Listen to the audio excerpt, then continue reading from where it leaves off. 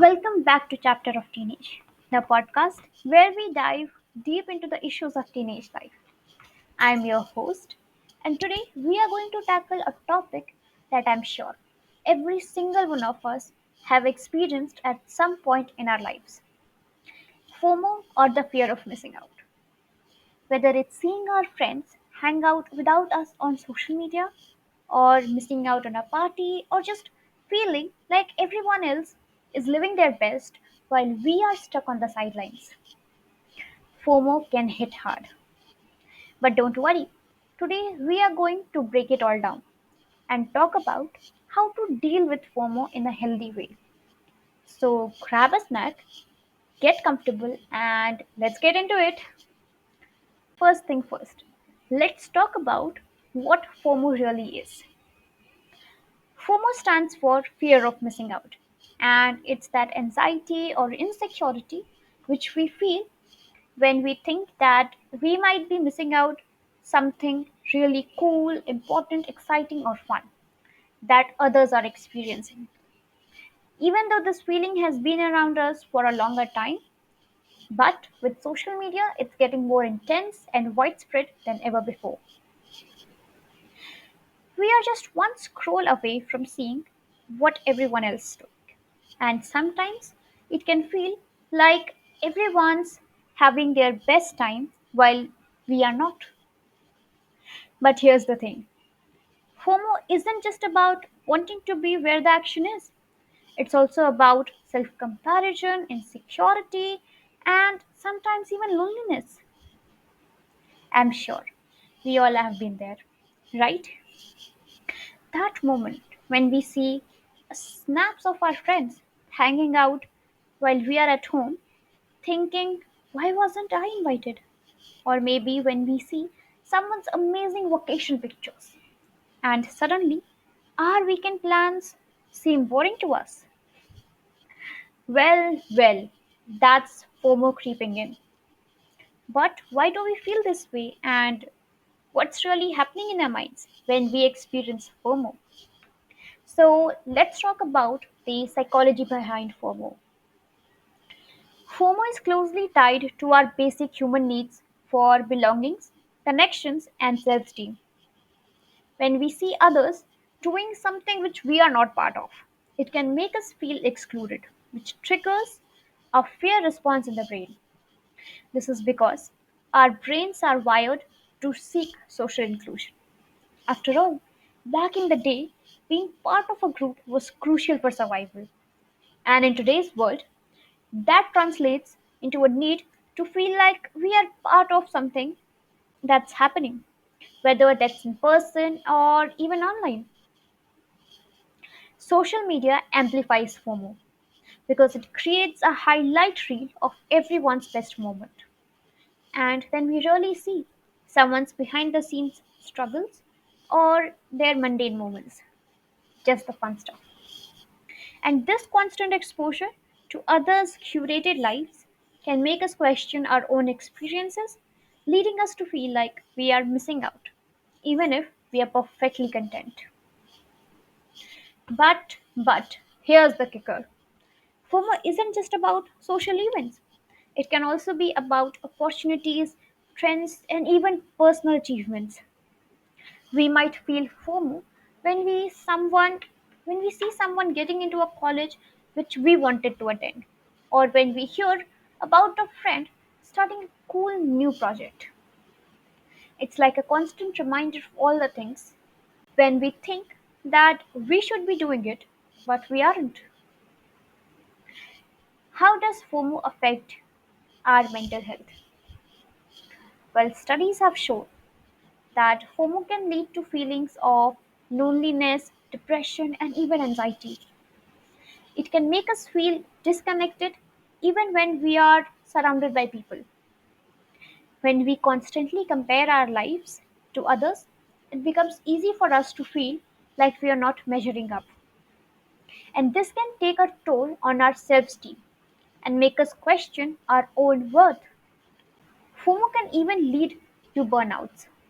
When we try to do everything and be everywhere just to keep up, we end up spreading ourselves too thin.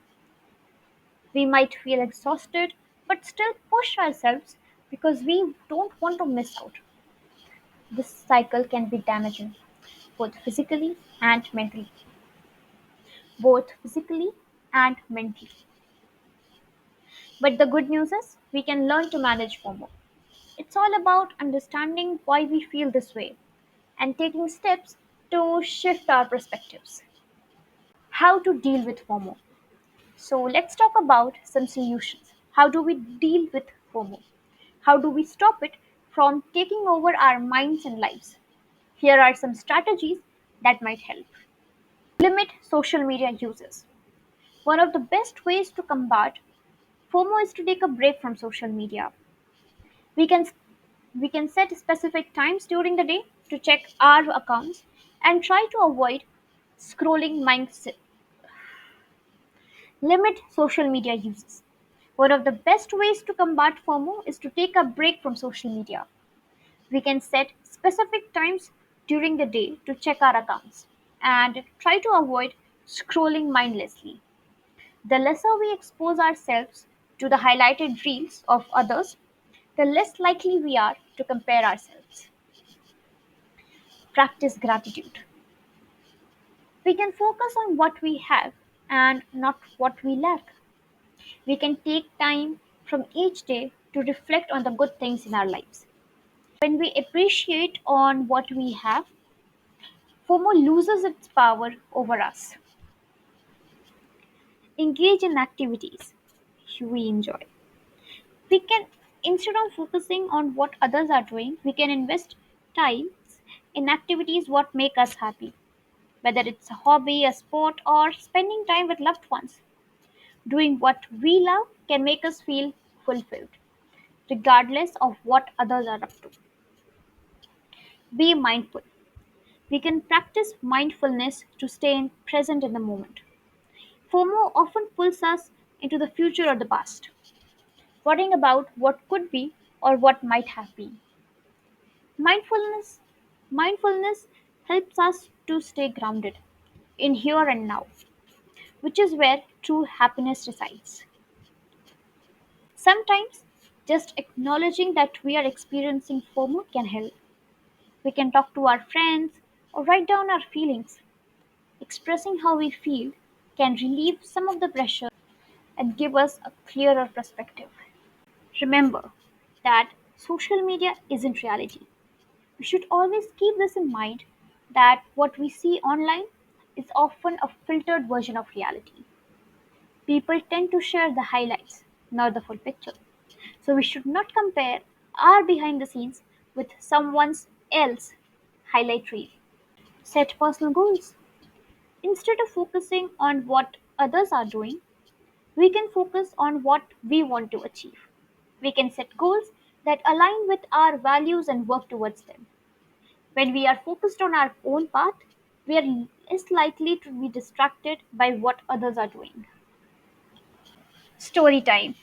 Have you ever experienced a choice where no matter what you decide, you feel like you are missing out on something important?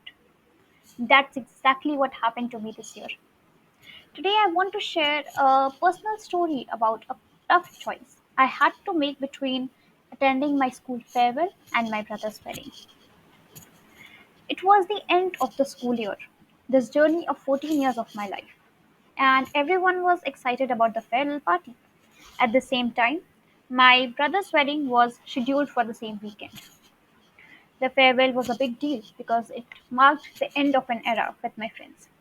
But my brother's wedding was a once in a lifetime event for my family. I felt torn. On one hand, I didn't want to miss out on the memories and fun with my friends. On the other hand, I knew how important it was to be there for my brother's wedding. Everyone had their opinions. My friends wanted me at the farewell, and my family expected me at the wedding. After a lot of thinking and talking to my parents, I decided to attend my brother's wedding. It wasn't an easy choice. I remember crying during the whole journey and looking at the pictures of my friends. I realized that sometimes we have to prioritize family, and the moments that truly mattered. I called my friends and explained my decision. They were disappointed but understood. At the event, I focused on being present and making the most of the celebration. In the end, I had a wonderful time at the wedding. My brother was so happy to have me there, and I felt good about my choice. Looking back, missing the farewell wasn't the end of the world. Being there for my brother's special day was worth it.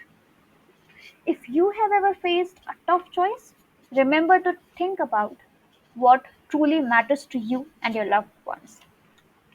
I would love to hear your stories on making tough choices. Share them with me your on the social media or leave a comment below. And remember, sometimes missing out on one thing can lead us to something even better. What does this story really highlights?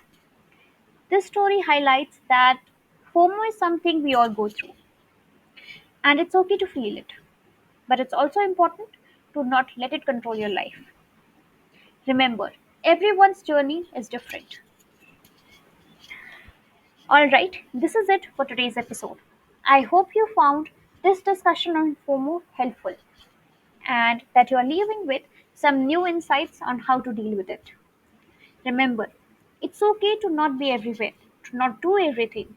What matters most is how you feel in the moment and the experiences that truly matter to you.